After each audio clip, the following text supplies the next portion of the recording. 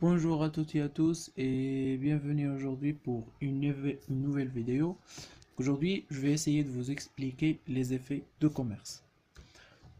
Euh, on va suivre le plan suivant. Premièrement, une définition et ainsi que les rôles de l'effet de commerce. Une petite distinction entre la lettre de change et le billet à ordre. Deuxièmement, on va savoir comment comptabiliser un effet de commerce, bien la création de ce dernier. Troisièmement, la circulation des effets de commerce. On peut parler dans cette point-là de trois possibilités. Premièrement, l'encaissement d'un effet de commerce. Deuxièmement, l'endossement d'un effet de commerce. Et troisièmement, l'escompte d'un effet de commerce. Et dernièrement, un exercice d'application. Donc, commençons par une définition pour l'effet de commerce ainsi que son rôle. Donc, on peut considérer l'effet de commerce comme un moyen de paiement à terme, il est à crédit, contrairement au chèque ou bien à la caisse, qui sont des moyens de paiement au comptant. Donc, l'effet de commerce, c'est un moyen de paiement à crédit ou bien à terme. Donc, il sert initialement de s'assurer que le client va nous rembourser sa dette. Donc, dans l'effet de commerce, on distingue entre deux types. Premièrement, la lettre de change et deuxièmement, le billet à ordre. À quoi consiste une lettre de change? Donc, la lettre de change, appelée aussi un trait, c'est un effet de commerce qui est écrit par ou bien établi par le fournisseur et envoyé pour le client pour que ce dernier la signe et l'envoie au fournisseur. Contrairement, le billet à ordre, c'est une lettre de change qui est établie par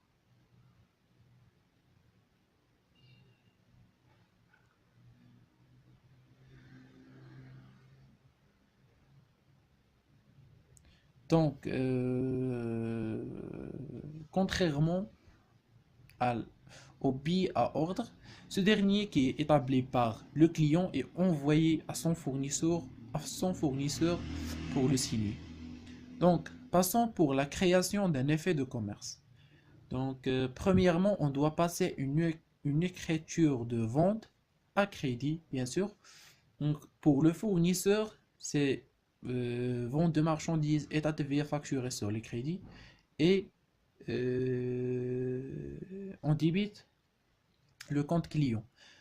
Pour le client, on débite le compte achat de marchandises et TVA récupérable et on crédite le compte fournisseur. Donc, après l'écriture simple de la vente, passons pour l'écriture de l'effet de commerce, qui consiste à débiter client et faire recevoir et à créditer client. Bien sûr, le libellé dans ce cas, c'est la traite numéro, on ne sait jamais, donc traite numéro X. Et l'écriture pour le client, on débite le compte fournisseur et on crédite le compte fournisseur FR payé. Donc ça, ce qui concerne la comptabilisation de l'effet de commerce en premier lieu. Deuxièmement, la circulation de ces derniers. Donc, une fois qu'on dispose de l'effet de commerce, il y a trois possibilités. Soit on attend l'échéance et on le remet à l'encaissement, soit on l'endosse pour régler une dette envers un autre fournisseur, soit on laisse compte auprès de la banque. Donc, premièrement, l'encaissement d'un effet de commerce. Ça veut dire qu'on doit attendre l'échéance pour encaisser l'effet l'effet de commerce. Donc, à la date d'échéance, la banque, on va présenter premièrement l'effet pour l'encaisser. Dans cette date-là, on va passer une écriture qui consiste à créditer client effet à recevoir pour annuler le compte et on doit débiter effet à encaisser ou bien effet à l'encaissement. C'est un sous-compte de client effet à recevoir. Donc, à la date, après la date de l'encaissement, la banque va nous envoyer un avis de crédit qui comporte le nominal de la lettre de change, qui comporte deuxièmement la commission et dernièrement la TVA sur la commission. Donc, on va calculer le tout et pour la comptabilisation, on va débiter le compte banque, on va débiter aussi le compte service bancaire ou bien un sous-compte qui se nomme frais sur effet de commerce et les TVA récupérables sur les charges. Cette dernière s'applique sur les services bancaires. Et on va créditer effet à encaisser ou bien effet à l'encaissement avec la valeur nominale de l'effet. Donc ça, ce qui concerne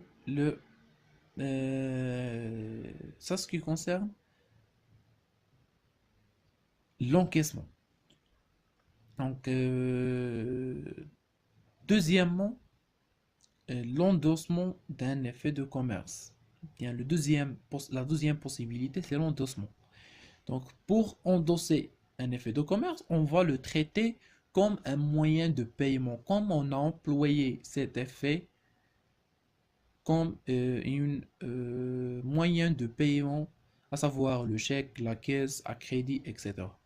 Donc, on va passer premièrement l'écriture de l'achat, qui consiste à débiter, comme toujours, le compte achat de marchandises, état des TVA récupérable et créditer le compte fournisseur. Après, on va passer l'écriture de paiement par un effet de commerce qui consiste à débiter le compte fournisseur pour annuler la dette et après créditer client effet à recevoir. Parce que client effet à recevoir dans ce cas, c'est notre moyen de paiement.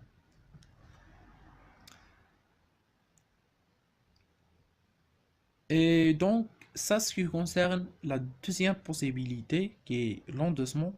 Troisièmement, c'est l'escompte.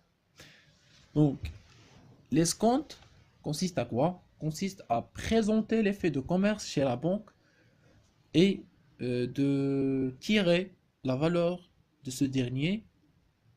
Bien sûr, cette valeur, on va déduire premièrement les commissions, deuxièmement la TVA et troisièmement l'intérêt ou bien ce qu'on nomme l'escompte.